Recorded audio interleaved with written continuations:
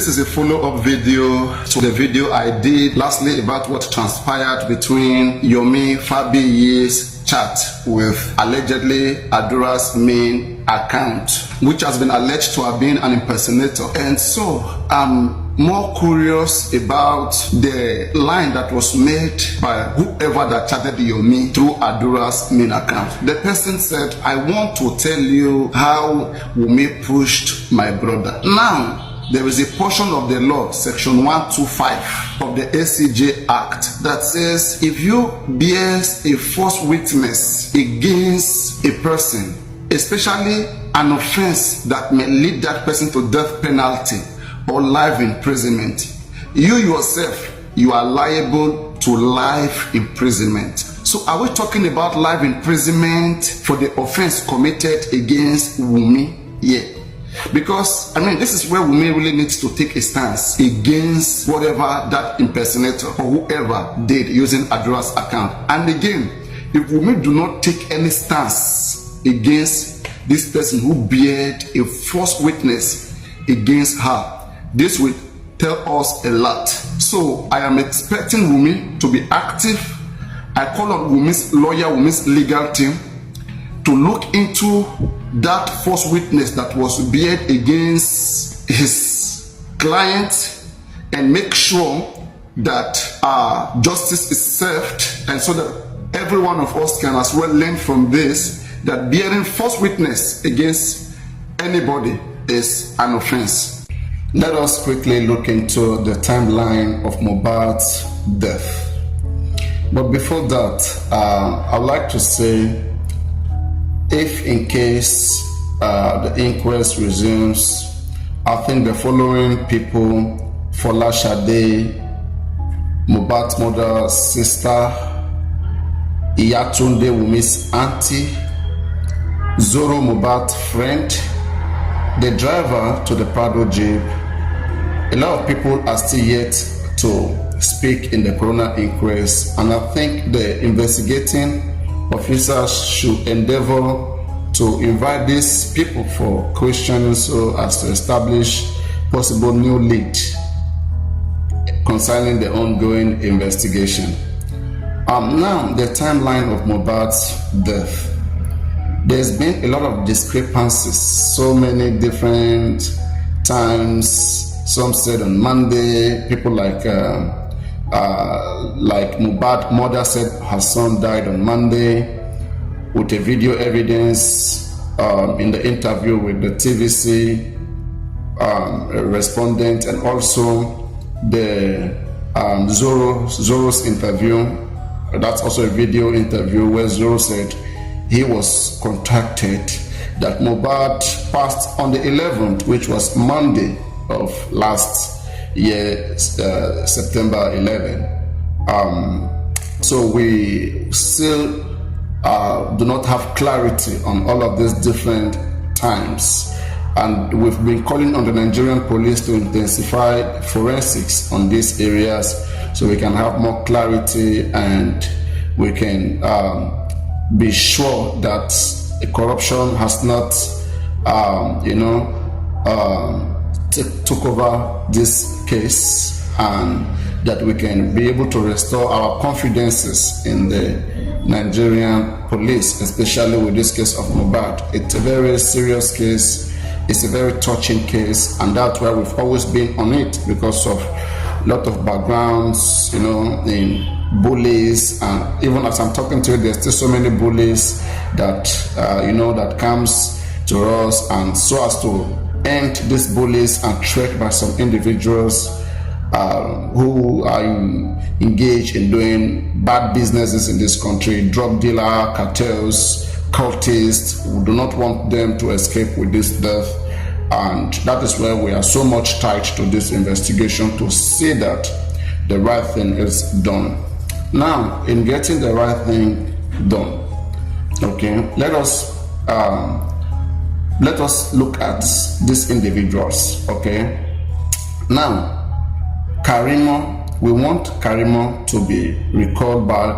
Especially we want emphasis on the time where when Karimo was informed about Mohbad's death. We need that information published. Okay, we need that information published so as to also be able to, detail time evidence of circumstances of how Mohbad died. Okay, so Karimo is responsible for providing that evidence, the actual time she was called, because we can perceive some conspiracy here and some intentional cover-up here. And also on the side of Mohbad's father, which is so crucial, I don't know, do we need court order to get Mohbad's father published the informations between him and Blessing when he was called? Do we need court order for that? Okay, I mean, I don't know, do we need court order? We've been saying these things since last year, and people have been, overlooking this aspect of the investigation. This can give us new lead. Do not play with different informations. If Blessing had called Baba Mohbad on Monday, that will give us new lead. Please, you all have said this man is not intelligent. You guys should help him help him behave intelligent. Okay, help make him intelligent. A lot of you are not even making him intelligent. I don't know. What do you guys want? Okay, QH Radio, have you done your own investigation on this man, or is QH Radio TV just after getting viewers, making followers, or making money from gullible fans, Buki, JC, and all these different persons? What do you want in justice for Mohbad? This is a death case, please. You all investigation should start from this man who come to you all to seek for help. Tell me, I want to know, what is difficult in Mohbad's father providing such evidence? We want to know, publish the evidence of the time Blessing called you. We do not believe that you were called that time. You said, can we provide that evidence? And also, which is the most crucial, the video that the phone that was used in recording the video of Mohbad is death in that car. We need to know whose phone was used to record that scene. Okay, we want to know whose phone was used to record that scene where Mohbad was seen lying down in the car, and detailed evidence in checking, especially the video from that phone. The exact phone that was used must be provided. Who recorded it must be provided, must be questioned. Guys, we can always see detail of when videos were recorded in the phone which was used to do so. We need that phone. We need that accountability, and it's very crucial. In fact, this may give us a new lead and direction towards this whole case. Okay, and there are so many people who were sending condolences, to the family of the deceased even before the nurse arrived. Darosha and Blessing, Mohbad's elder sister's time at which Mohbad's death was announced to them, continued to be 11 a.m. The nurse was said to have come to that place, about 2 p.m. or so. So, I mean, did the nurse meet Mohbad alive? Was Mohbad already dead and people were already sending condolences as early as Tuesday morning? When did Mohbad die?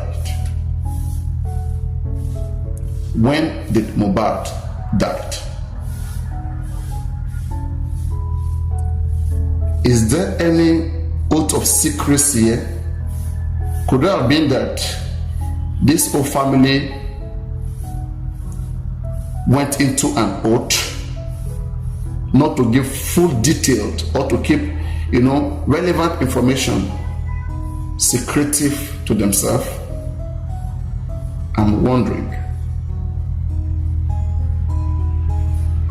And do they understand that all of this hiding of information could be a crime against them? In an ongoing judicial investigation, you have evidence and you're hiding it, which is not a defense. This is a pure ignorance of the law, and you can be held liable to it.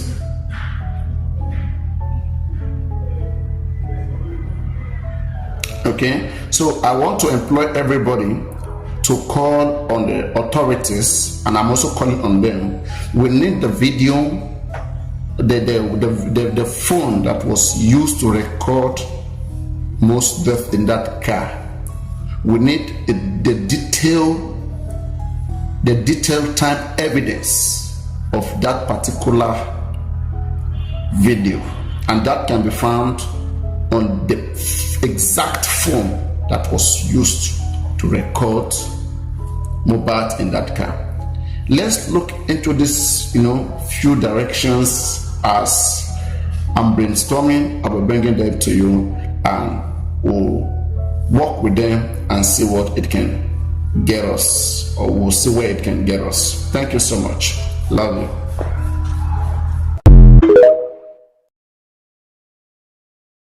I want to say, does Ádura and Damola understand the implication of what they have done? In case you do not understand the implication, let me remind you. Ádura account was used to message Yomi.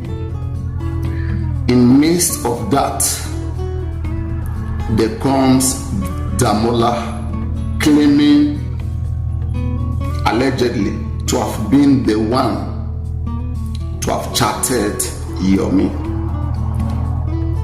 Is this a conspiracy between Ádura and Damola to attempt to defraud Yomi and also conceal some relevant information helpful in this ongoing homicide case investigation?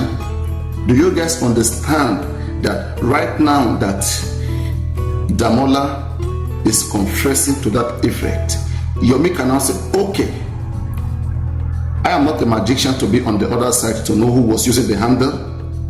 It is made clear now that Ádura handle was used. To what extent, to what cooperation between Ádura and Damola, we do not know. It is not well substantiated enough. Maybe in court, maybe that can happen. Maybe more deeper investigation can go into that and made clear when the case possibly gets to court. So what if after Damola confessing now, what if Yomi decides to petition both Ádura and Damola for conspiracy to attempting to defrauding him and also concealing a possible relevant information which is good enough or helpful in the ongoing homicide case investigation? Will the police not listen to that? Would the police bush any Yomi's petition against Ádura and possibly Damola? Damola brought himself into the case. Yomi don't know Damola. Yomi only knew the handle that carried with him, and that was Ádura. That was Ádura's handle. To what extent, whether indeed was Ádura or was her, I mean, there's ignorance of the fact that Yomi do not know who was on the other side. So how do you hold Yomi responsible, okay, for any maligning or defaming Ádura whatsoever? Is Yomi a magician? Was Ádura handle used or not?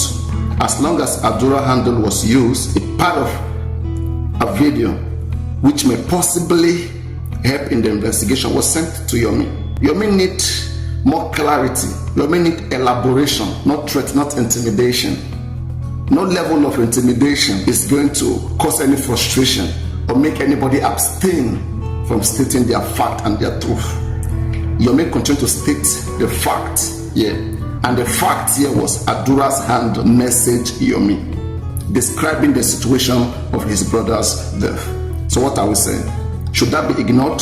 Has deep investigation done into the clip that was sent to Yomi, which I think Yomi is very much bothered about. I don't think Yomi is bothered about whoever that chatted him. Yomi already got the name of the handle, which was Ádura, and the information that came through that handle is what is baffling here.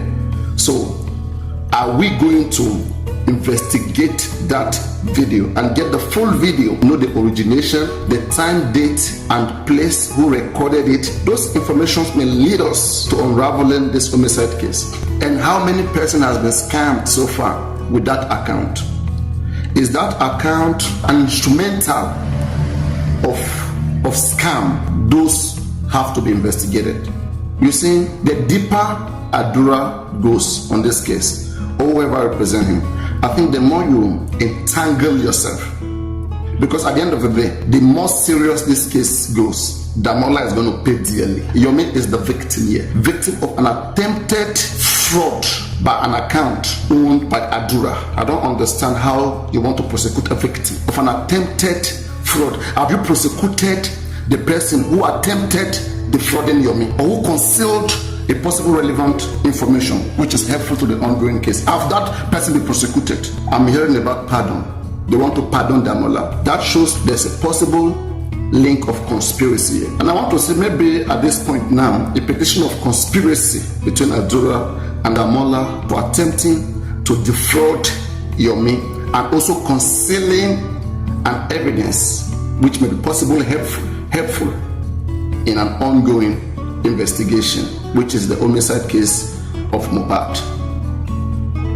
So we need enough clarity to be done. I believe leading informations can be gotten from this information that is available outside right now between Ádura and Yomi. If that case is well trashed, leading information may come from that. And also, I also want to address the fact that Mohbad's father has yet to be petitioned. In this coming new year, I want us to understand that the rule of law must be ensured to its fullness. There is no excuse or ignorance of law. Section 48 of the Lagos State Corona Law was violated by Mohbad's father and whoever planned the burial of a dead person whose cause of death was not identified, especially in a case which Section 14 of the Lagos State Corona has stated. As long as it falls under any of those sections of Section 14 of the Lagos State Corona Law, I think the police should do their work. So,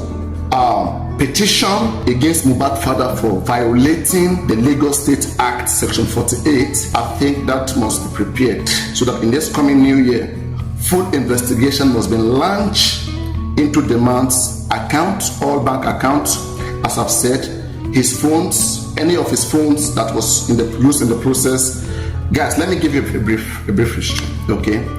Mohbad's father refused to tell us the length of conversation between him and Blessing. I'm suspecting something happened there.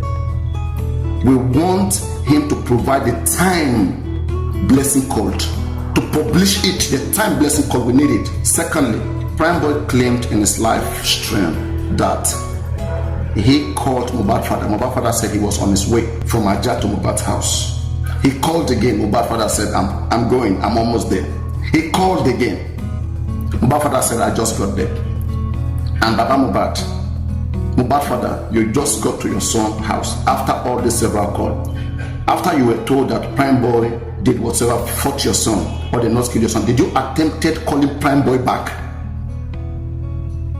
Prime Boy was the one accused of fighting your son. Did you call him back? Did you even request for the nurse? And after the burial of Mohbad, was there even any attempt to get these people arrested? That wasn't done. Anyway, Mohbad, we're going to try our best for you, even if